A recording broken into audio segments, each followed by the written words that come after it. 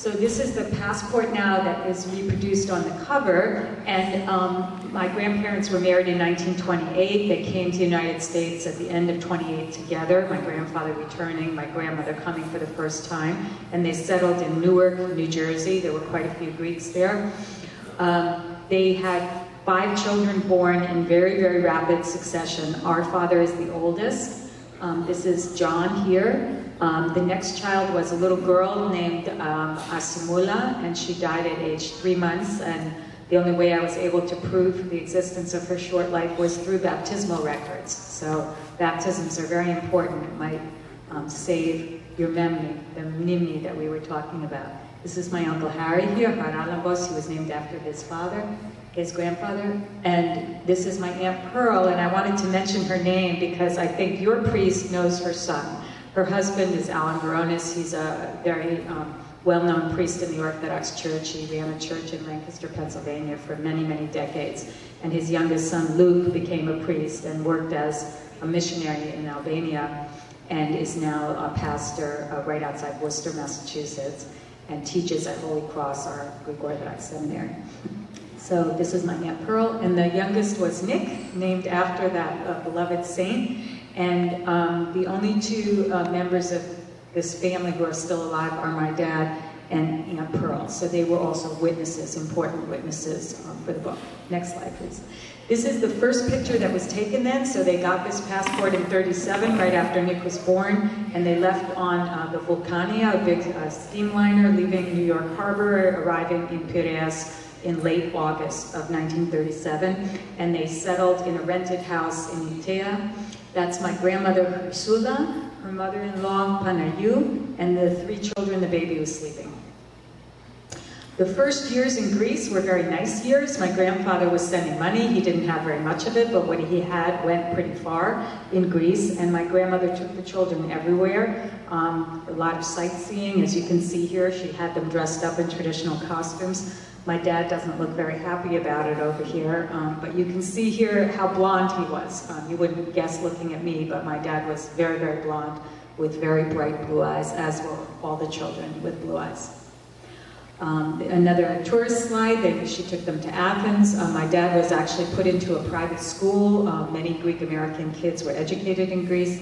A little too fast, Pete, sorry. I just wanted to mention this school because when the war broke out in 40, they closed the school down. Partly so many Greek American kids had come back to the United States. Next slide. This is the last slide sort of in peacetime. Many of you know that Greece did not enter the war until late October 1940. This picture was taken in August 1940. My dad had won a swimming contest, a 50-meter swimming contest in Stilida. And on his head, you can see a little bit of something maybe. That's a cap, and it was a cap that was worn by the Greek Fascist Youth Organization. I don't know much about that organization, except it did not have the kind of militaristic overtones that it did in other countries. Fascism in Greece was of a much milder form than in Europe, Germany or Italy. Next slide. So this is one of only 2 photos that I have of my dad from during the war. The photos immediately stopped. The money had run out. And because my father was the oldest, even though he was only 11 years old when the war started, he was given the obligation to try to help feed the family. This family, having come from the United States as they did, and their own particular history, my maternal grandfather of my father was a shoemaker, so they didn't have any land. So all those beautiful olive trees you saw that were helping the rest of the population feed themselves, barter the olive oil or the olives for other kinds of foodstuffs, were not enjoyed by my family, and they spent most of the war just trying to have enough food not to starve themselves. So one of the many jobs that my dad did was to work as a moutsos, a ship's boy on a requisitioned Greek kaiki that sailed between Piraeus, Patras, and Kerkyra. And as many points during the war, my grandmother really didn't know where he was and what he was doing. So he had this photo taken of himself in Patras in 43 to send to his mother and say that he was okay. This is the only other picture I have of my dad during the war years. He looks quite different. He had borrowed these clothes in order to have the portrait taken so that he could get a job working for the Germans. The Germans had joint occupation with the Italians of the Athens area, and my dad supposedly got a job guarding something. Sometimes people say it's a villa, sometimes people say it was an ammunition dump. In any case, part of his pay was getting fed, so this was the period in which he enjoyed the most food. And my father, being of the very generous nature that he was, and always feeling a sense of responsibility to his siblings, actually brought his brother Harry to Athens at that point so he could feed Harry too. So he would sneak food from what was given to him and give more than half of it, I suspect, to his younger brother. Next slide. This man here is Dimitrios of Syros. He was one of many, many resistors. Many of you will be familiar with the fact that Greece and Greeks resisted the occupation as thoroughly as they could, and very spontaneously various resistance groups formed as soon as the occupation really started. So Dimitrios of Syros, who had fought in the Balkan Wars and in the First World War, was quite a patriot, believed that Greece should be a republic, and he formed a little group and worked against the Germans and the Italians in that area. The Italians were the main occupiers until their capitulation in late '43, and then the Germans occupied all of the country. Next slide. This shows you Mount Giona. This mountain is actually higher than Panarsos, but it's in the same area, a little bit to the west, and this is where Syros and his gang hung out. I heard a very chilling story from one of my father's cousins that he was supposed to smuggle arms for this group from one location to another location, and so what they did was also, while they were moving the arms, they wanted to get some bread because the resistors were fairly well fed. Whatever there was, the resistors took it or had it. So they hid the bread in the bottom and put the guns on top. And I said, only in Greece was it safer to smuggle arms than to smuggle bread. That's how rare bread made out of wheat was in that period.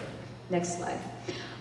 Many of the most harrowing experiences my father experienced were during the war, especially the end of the war, in Athens. So I have this blow-up of Athens just to show you a few of the spots. This is Papastratou cigarette factory in Piraeus. Many, many boys, not just my father, went there, got cigarettes by the hundreds, and then sold them individually on the streets of Athens, and he did that for quite a few years of the war. This is where his school was, in Paleophallira. At one point, when he was on that ship I told you about, it was attacked because there were some military vessels near it, so it was attacked by the Allies. My dad got blown off the ship and then walked with a toe that was hanging from his foot all the way to Politikos Nosocomio up here. So the distances children were expected to handle in those days were quite different. But his most harrowing experiences were here. That's the area of Ammonia Square. There was something called the 4th Police Precinct in that area, and they had a canteen to feed the police that was located at Platia Kaningos, which was very close to that. So someone whose uncle was in charge of that police precinct had been in my dad's school. And when the uncle realized my father had not made it out of the country the way his niece had, he tried to help him. And so he got him a job in the canteen scrubbing pots. Next slide. These are the two brothers with whom he scrubbed pots. There's a kind of a poetic story about these brothers because they were from the island of Andros, and little could my father know when he met these guys that he would be marrying a woman from Andros. My mother is from the island of Andros. And I have a cousin here who's from that same island. This boy on the left is still alive, and he was a very important witness to me about the events that happened at the end of the war. I was able to meet him. It took a lot of effort to find him, but once I did, he told me some very important stories. Next slide.